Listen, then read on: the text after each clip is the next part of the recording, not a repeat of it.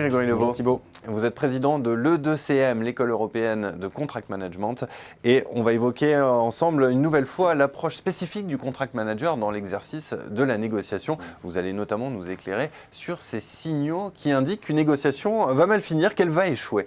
D'abord, est-ce que ça arrive très souvent? Est-ce que ça arrive très souvent qu'une négociation échoue? Non, la proportion d'échecs irrémédiables est plutôt faible et j'ai envie de dire que c'est presque regrettable. Alors pourquoi regrettable? C'est regrettable dans la mesure où un échec irrémédiable est souvent préférable à un accord qu'on n'aurait pas dû signer. Or pour le coup, la proportion de ce type d'accord est assez conséquente. C'est pourquoi je pense qu'il faut savoir rater une négociation, ou plus précisément qu'elle n'aboutisse pas, et ça fait partie du jeu. En cas de mauvais accord, les parties vont passer le reste du cycle contractuel à essayer de rattraper la situation, l'une contre l'autre. Et là, on est à contre-courant de la logique collaborative.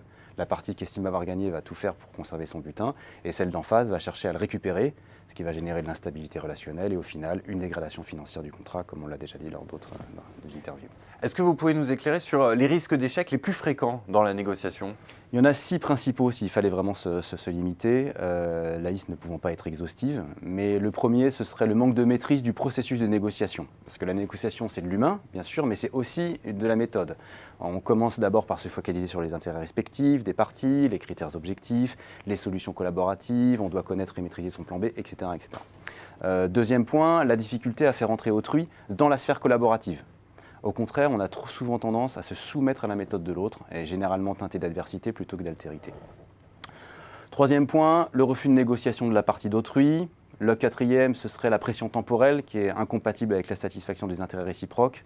On peut aussi citer la disproportion dans le rapport de force et finalement la méconnaissance des spécificités culturelles, surtout pour les négociations internationales. Alors, quelles sont les bonnes pratiques que le contract manager que vous êtes peut recommander face à ces risques? Alors bien sûr, on n'aura pas le temps de tout évoquer. Néanmoins, est-ce que vous auriez un échec et une technique face à cet échec, ce risque d'échec? Oui, on ne peut pas tout détailler, mais effectivement, si on prend le risque 5, si l'on est la partie faible dans un rapport de force, il faut créer des éléments différenciants dans son offre, en jouant sur l'innovation par exemple, sur la qualité, sur la reconnaissance des tiers, la reconnaissance du marché, etc. Le problème, c'est qu'on manque cruellement de créativité ou de passion, ou les deux, et les différences d'un contrat à l'autre se focalisent principalement sur le prix, ce qui conduit à une course au moins-disant. Et là, on n'est plus dans la négociation, on est dans le marchandage, ce qui est à la portée de tout un chacun, mais ça s'avère assez pauvre intellectuellement et émotionnellement parlant. Alors très concrètement, Grégory Levaux, quels sont ces signaux qui indiquent qu'il faut sortir de la négociation avant d'aboutir à un accord, à un contrat mal signé? Il y a 2 signaux forts qui se répondent. D'abord, les négociateurs se doivent de négocier aussi longtemps que le coût de l'accord est inférieur au coût du non-accord, au coût du conflit. Imaginons par exemple 2 parties qui sont dans un précontentieux. Aussi longtemps que le coût d'une procédure de justice et de la probable condamnation reste supérieur à la valorisation du temps et de l'énergie passée à négocier avant d'arriver à un accord financier, il convient de continuer le processus. Deuxième élément, il faut réfléchir à sa mésore. Alors la mésore c'est quoi? C'est la meilleure solution de rechange à un accord négocié, également appelé BATNA en anglais. C'est votre plan B si vous préférez.